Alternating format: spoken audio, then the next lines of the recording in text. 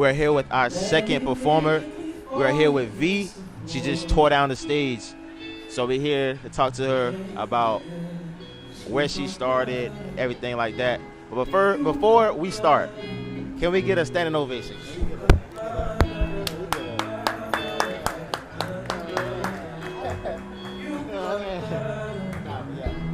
So yeah, that was a real nice performance. So I first want to start. I want to talk about your musical journey, like where it all began and things like that. Um, um, so, I mean, I've been singing my entire life, so it's not like anything new. But I started like actually singing for the public and like doing shows and stuff probably in like 2018 or 19. I was just presented with like a lot of opportunities that I never took advantage of, and then one day I just did. And it was to collaborate on a mixtape with a bunch of other artists, and I didn't really know how to write music, so I thought I wanted to start there.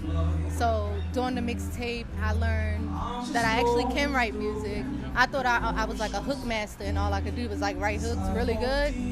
I thought that was gonna be my niche, but yeah, that's what, like in 2018, 2019 is where I started, and then it just shot out from there. Like it was big from there. Yeah. Speaking of big, they mentioned on the stage that you opened up for Erykah Badu. So that's big. That's big. So how did that come about? That's my first That thing. was your first thing. Yeah. So I was, like I said, I was introduced to like, oh, we're gonna do this mixtape, and I think that was like more so of a thing of like people that knew me know that I sing, and just I've never done anything with it. So I think that was more so like, we're gonna show you that it can go higher. That was dope though. We didn't know. At the first, nobody knew what was happening. But when they were like, yeah, you want to open up for Erykah, and I was like, but this was like at the end of the project, and like we were trying to like push it and stuff. And so we did 3 points. And it was dope.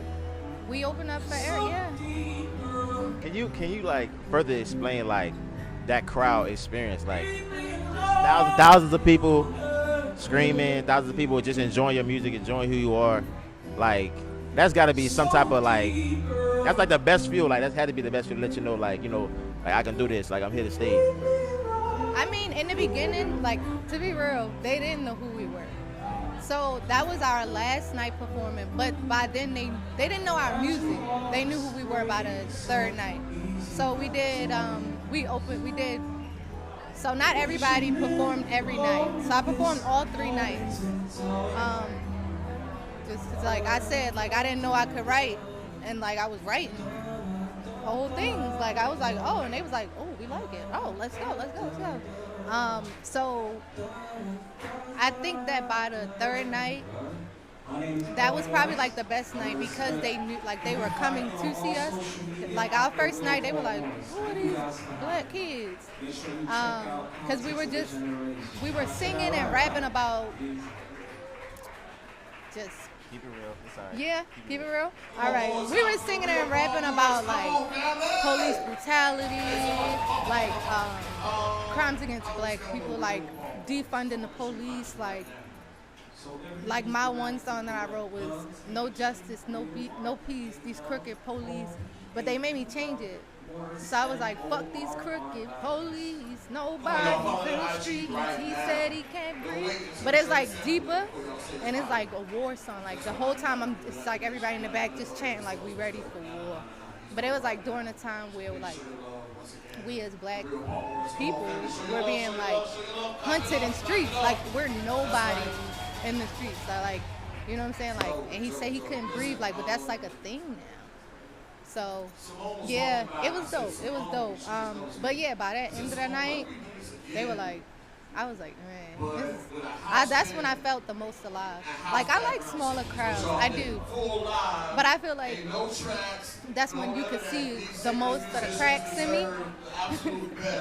So if it's like a big crowd, oh my God, I get crazy. Like nobody even knew it was me. Like I get crazy. I just get so hyped. Thousands and thousands. It ain't like we was on like the little bit. Like we did do one bitty stage, and that was like I was in this band. My bandmates are here. Well, we were in a band, and we did our music on that small stage, and it was intimate like this, and it was like cool, and like we were jumping across the stage. That's where we got most of our like content, and like most of the people like found out about each of us as individuals. But that big stage, right before Erykah, because you know they running for Erykah, but they like getting black on black love, like. Bro. And I was blacked out. I had like this tag that had the Africa on it, but like it was crazy. It was crazy. I was all over Twitter. I was like, oh my gosh, that's me. They was like, who the f is this? Who is this girl? And I was like, oh my god, that's me. And everybody was like, yo, you crazy. Like it was crazy. It was crazy. Did you get an opportunity to talk to Erykah? No, only because I didn't want to fangirl. Oh, you didn't want I totally understand that. But I met everybody else. So I met like her background singers. I met like everybody else that was with her, but her. Because they was like, everybody was like running for her. And I was just like, so how'd y'all get this job? Like, I was like, I'd like to sing back up. So that's pretty much. I didn't get to talk to her, but we met a lot of good people. I mean, she'll be calling you soon though. She'll be calling you soon. I think that to be honest, I think they were trying to call me. I just don't got like. What? Got what? I didn't have it back then. Like I was running from it. Yeah. Look. They were all like, oh, because I was. This is like minor. I had on like sequence leg things that I had made to my shorts, and like one night I had on like a fur whole outfit, skirt, top. Big chunky boots, like it's hard to miss me. Bantu knots. I told you one night I had the hat on, all black, big, huge shoe.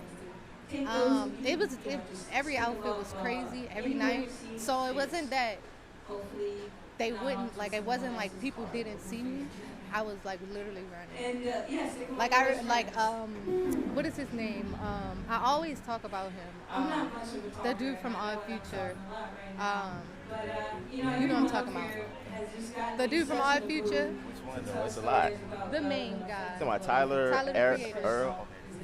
Boom. I'm walking out, right? And they were like, oh, come and meet such and such. And I was like standing in front of ASAP's trailer, and I was like, bro, ASAP? Really right there? Like, and they was like, yeah. You gotta get used to that. They was like, you trying to go over there? And I was like, nah, like, it was just so many people there. And like, he had a black truck pull up to the trailer. Long story short, Tyler, the Creator, walks across. And I'm like, I wanna go. They were like, oh, come and meet. I forgot the man's name. Oh, I'm so sorry. Rest in peace, he just died. But they were like, come over here. We're gonna go to the trailer. We're gonna go here. We're gonna go there. And I'm just like, no, I just want to stay here. I don't want to move. I just want to stay here.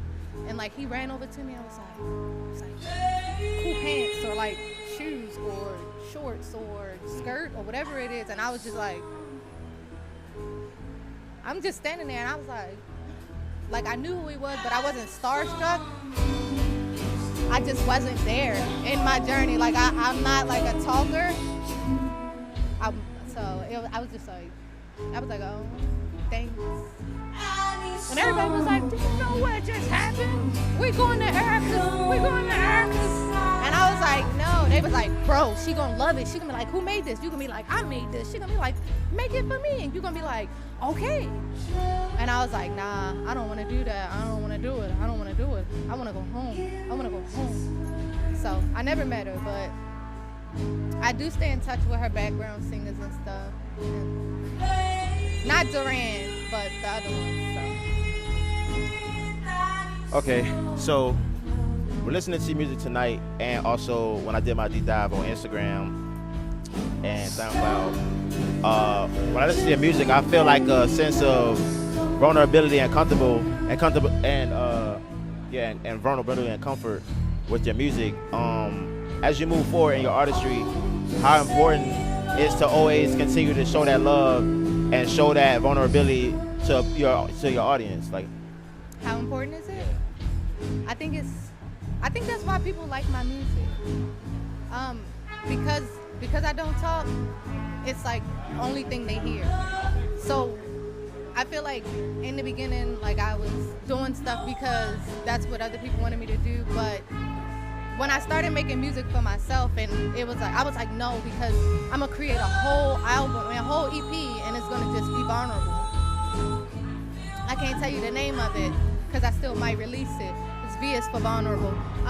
But the whole EP, like the whole thing, like I was going through a lot, and I was like, what do I do? Like, what do I do? Like. And my mom used to always tell me like, oh, you're not gonna really write the best music until you go through some shit.